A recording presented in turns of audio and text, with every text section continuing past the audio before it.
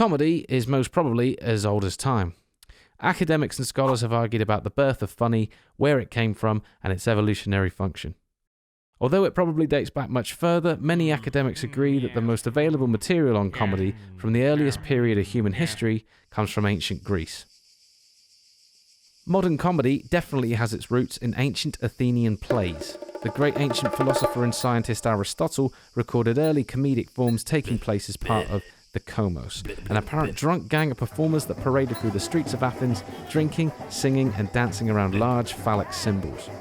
So according to old Aristotle, these early Athenian performers gave the world its first knob gag. Athenian comedy, as with most Greek theatre, had close ties to religion and was performed as part of religious and wedding ceremonies. Moving forward, comedy continued to take form throughout the ages. William Shakespeare wrote a number of comedies which tended to centre around young lovers, marriage and conflict. Billy also tried to combine comedy and tragedy to a greater extent than his ancient predecessors. Modern stand-up also has its roots in Victorian England. Music hall was a form of entertainment mainly consisting of musical acts made up of jolly sing-along style songs mixed with cheeky cockney wit.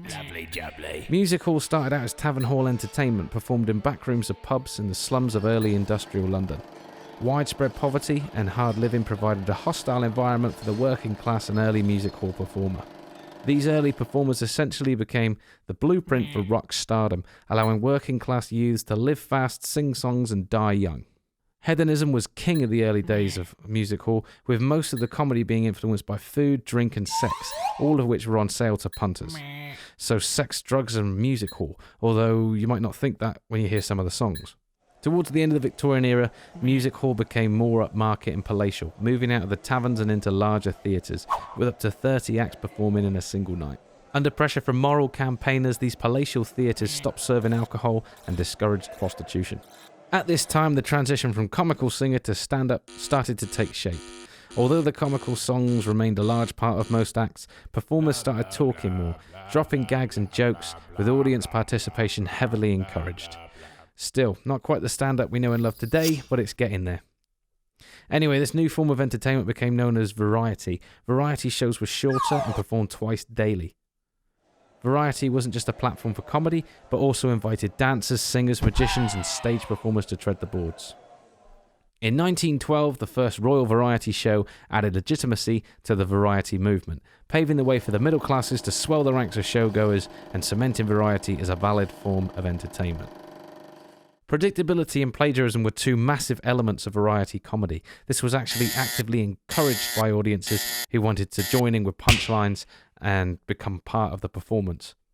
Many performers told the same jokes and sang the same songs for decades without changing anything. By the 1930s, the term stand-up comic was in full use, though many of these comics still sang songs. This seems to have continued until the death of variety in the early 1960s. Oh, and it's worth pointing out that throughout music hall and variety, swearing and obscenity was not permitted. This forced comics to use innuendo and euphemism like, missus, to talk about sex. Transitioning to the late 1970s, the next big advancement in the history of stand-up comedy came from the punk movement. The Comedy Store in London opened in 1979. With it came the birth of alternative comedy.